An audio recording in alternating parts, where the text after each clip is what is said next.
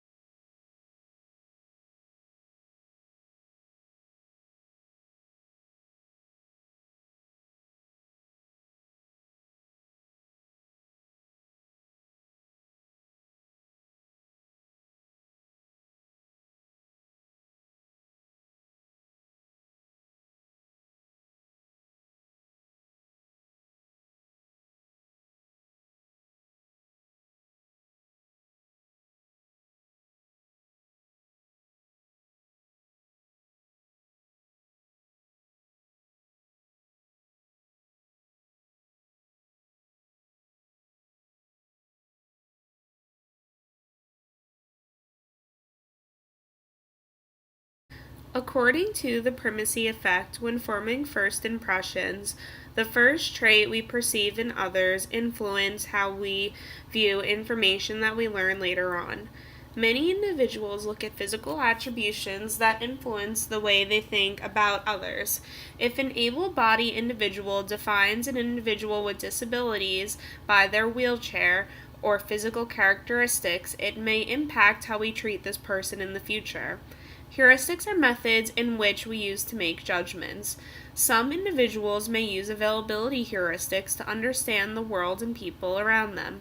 Availability heuristics are mental rules of thumb where people base a judgment on the case that they can bring something to mind. Many individuals discriminate against others through lumping those with similar cultures, abilities, and religious beliefs together. An example may be that you and your friend are going out drinking. You think that inviting your friend who is in a wheelchair. However, you remember that your cousin who is in a wheelchair cannot drink. Due to this, you do not invite your friend to go out.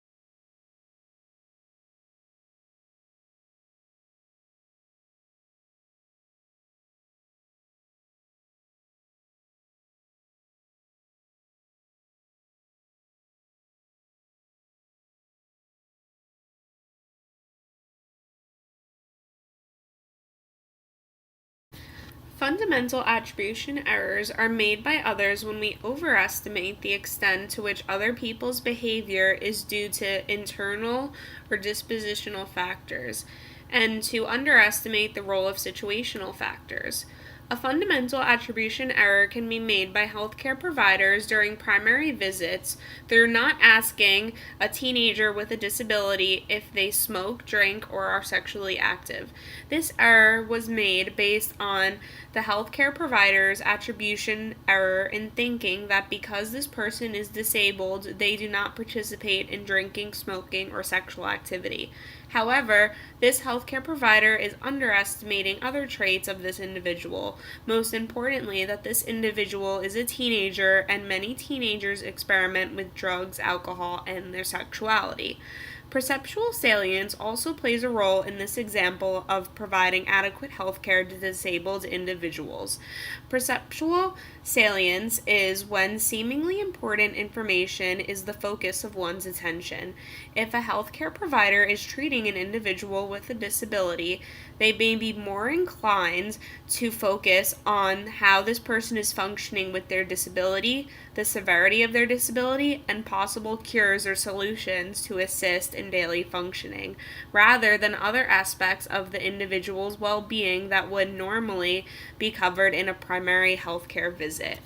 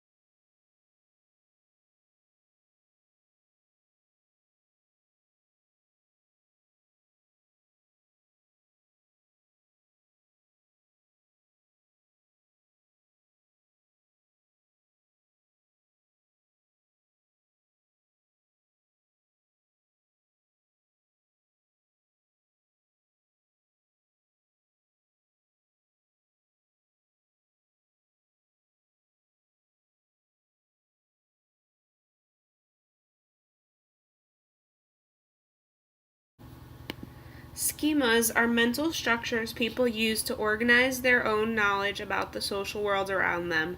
It influences the information people notice, think about, and remember. Someone who sees a majority of able-bodied individuals are able-bodied have schemas for everything they do. However, these schemas may differ from those who are disabled. People develop schemas about sexuality. Many able-bodied people do not fit the disabled into their sexuality schema. Many believe that disabled individuals do not have sexual wants, needs, and desires, just like any other human being due to their disability. This exclusion, in turn, causes discrimination. We create expectations of what other people are like based on our prior encounters, cultural beliefs, and expectations. These schemas are either supported or contradicted. When our actions support our schemas, we fall into a self-fulfilling prophecy.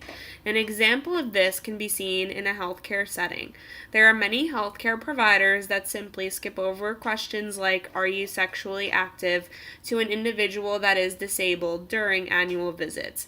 This furthers discrimination against disabled body individuals and provides them with less access to sexual health care.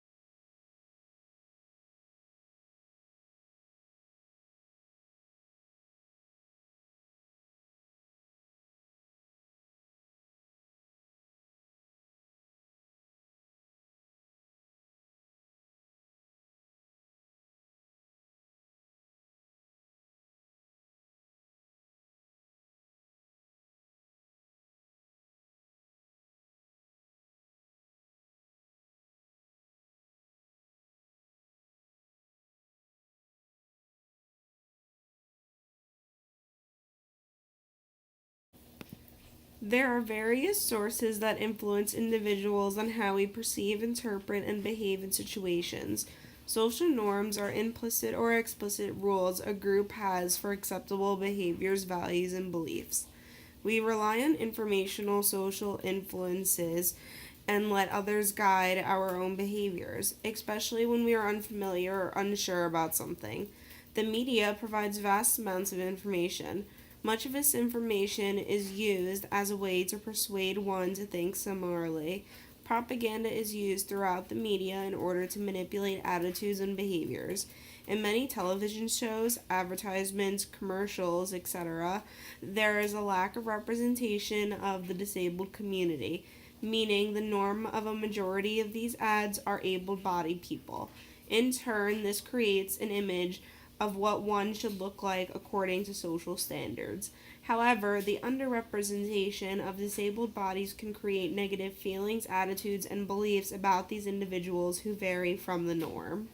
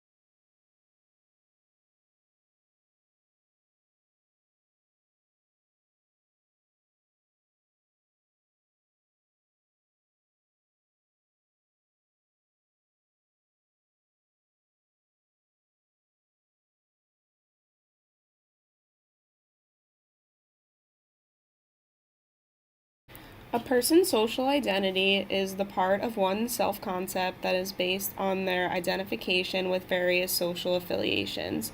How one identifies with others can influence their self esteem. Our self esteem is dependent on our evaluation of our self worth. According to Fessinger, the social comparison theory holds that people learn about their own abilities and attitudes by comparing themselves to others.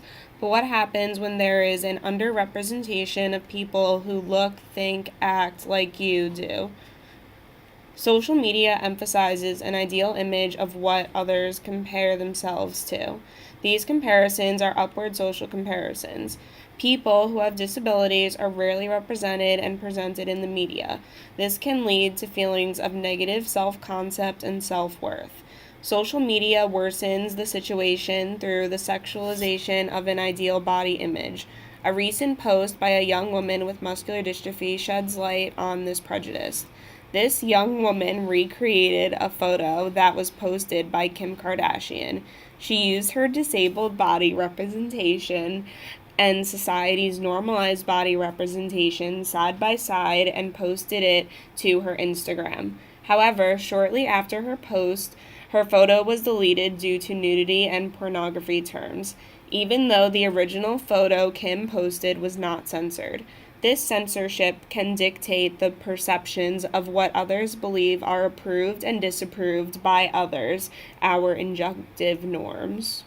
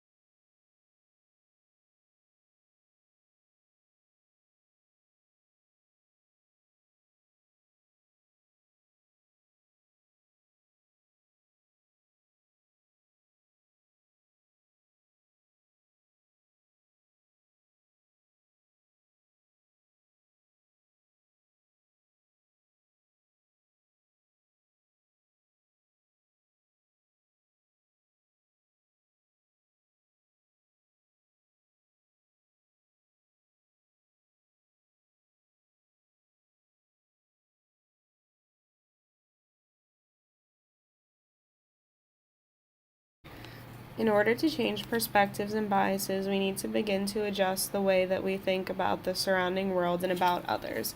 We cannot just privately accept that someone who is disabled is an equal counterpart to an able bodied individual, but we must adjust our behavior to fit our way of thinking. Support all forms of sexuality and body types. Sit down and talk to an individual who is not in your own in group. Through just mere exposure, people are more inclined to like what they see. Promote all types of bodies, not just those that fit into cultural standards of what is beautiful. Utilize controlled thinking when making decisions and taking action. Think of your behaviors that are they inclusive or exclusive to others? Through broadening one's knowledge, creating accessible spaces, and educating others about variations of people through a non binary lens, we can create a more open and acceptable space for all individuals to be themselves.